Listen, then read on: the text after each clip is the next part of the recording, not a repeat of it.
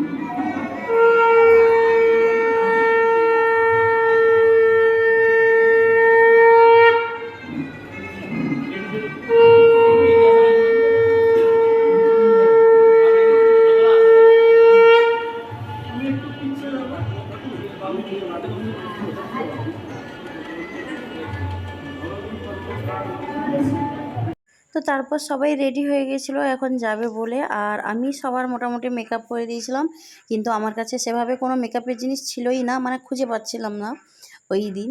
তো আমি নতুন নতুন অনেক মেকআপ প্রোডাক্ট এনেছিলাম এই বিয়েবাড়ির জন্য, কিন্তু ওই টাইমে কোথায় রেখে দিয়েছি খুঁজে পাইনি। আর যেহেতু আমরা চলে এসেছিলাম সবাই হলে, মানে যেহেতু দুদিন হল বুকিং ছিল, গায়ে হলুদের পরেই চলে এসেছি।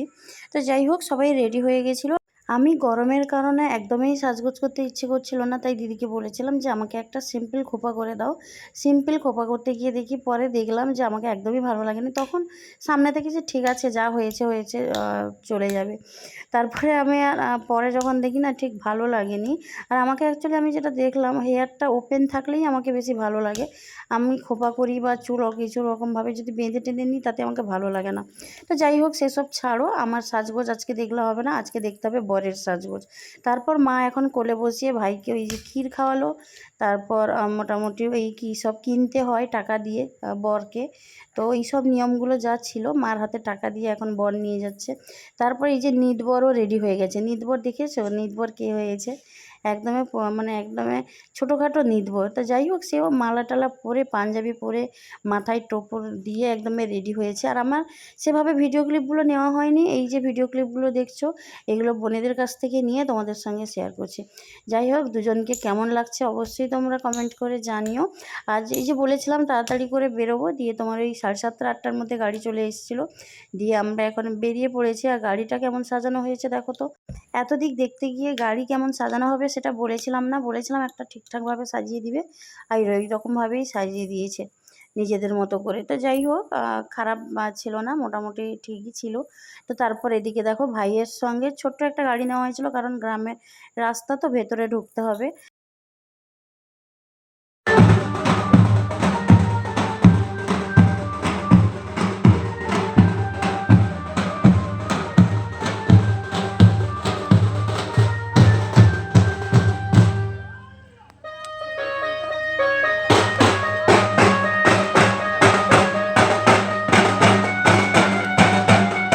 আমাদের সবার খুব ইচ্ছে ছিল নাচতে নাচতে যাব, কিন্তু বাড়ির মানে মেয়ের বাড়ির ওখানে গিয়ে দেখি মেয়ের বাড়ির মানে এত মানে ওর ভাইয়ের বন্ধুরা সবাই এত নাচানাচি করছে, আর আমাদের আর সেসব কিছু করা হয়ে ওঠেনি। ওরই নাচতে নাচতে আমাদেরকে নিয়ে গেছে।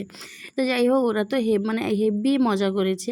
তো তারপর এদিকে বরকে বরণ করছে, আর এক এক করে অনেকেই বরণ করছিল, মানে গার্গীর মা, কাকিমা, তারপর জেঠিমা, সবাই এক এক করে। প্রথমে তার মা বরণ করলো, তারপর এই যে এখন যে মিষ্টি খাওয়াচ্ছে বরণ করছে এই হচ্ছে গার্গীর কাকিমা। তো তারপরে এই যে পাশে দাঁড়িয়ে আছে এটা একটা তার জেঠিমা, তারপরে এইরকম করে জেঠিমা কাকিমা করে অনেকজন বরণ করছিল একসঙ্গে। আর আমাকে সবাই রেখে দিয়ে বাবুকে নিয়ে সবাই চলে গেছে, এখন ভেতরে চলে গেছে। তো আমি এই ভিডিও ক্লিপ নিব বলেই ছিলাম, কারণ ভাইয়ের কাছে একজনকে থাকতে হতে হবে, আর সবাই যেহেতু চলে গেছে আমিই থেকে গেছিলাম। তো যাই হোক, তাই তোমাদের সঙ্গে এই ভিডিও ক্লিপগুলো শেয়ার করতে পারছি, কারণ কারোর কোনো হুঁশ নেই। সব বিয়ে বাড়িতে গিয়েই দেখি কারোর কোনো ভিডিও নেওয়ার কোনো মাথা ব্যথা নেই, সব দেখছি ঘুরছে, খাচ্ছে, দাচ্ছে, এইসব ব্যাপার।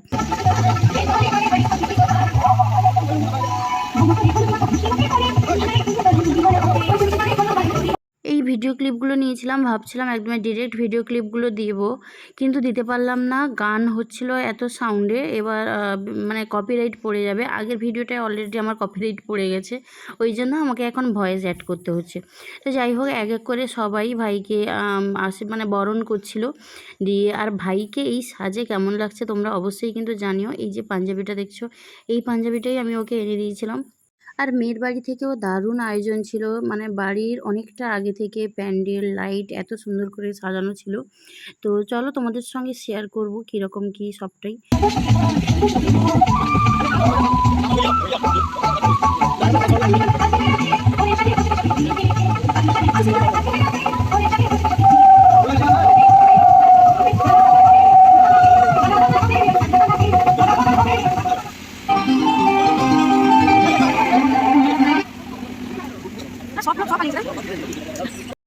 দারুণ ডেকোরেশন, দারুণ সাজানো গোছানো সব কিছু ছিল। আর এখানে ওয়েলকাম করার জন্য অনেকেই ছিল, গার্গীর বোনেরা দাঁড়িয়েছিল, ফুল চন্দন যা সব নিয়ে থাকে। আর আমার বাড়ির সবাই মোটামুটি ঢুকে গেছে আমাকে দেখে।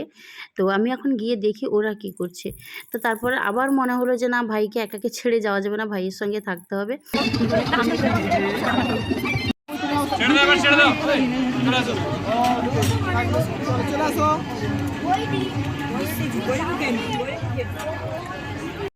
বড় ব্লগ সেভাবে নেওয়া হয়নি, কিন্তু ছোট ছোট মিনি ব্লগ তোমাদের সঙ্গে শেয়ার করব। প্রচুর ভিডিও ক্লিপ নেওয়া আছে, প্রত্যেকটা মুহূর্ত এক এক করে তোমাদের সঙ্গে শেয়ার করব।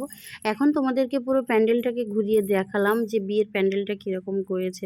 আমিও চারদিকটা ঘুরে ঘুরে দেখছিলাম, আর এত সুন্দর লাইট, এত সুন্দর সব কিছু করেছিল, ভীষণই ভালো লাগছিল। আর একদিকে স্টল বসছে। তো তারপরে ভাইয়ের কথাগুলো শোনো। ভাই কি খেয়েছিস? লবণ খাসনি? আমি তো লেবু জল খাই, লেবু জল সঙ্গে লঙ্কা মিশিয়ে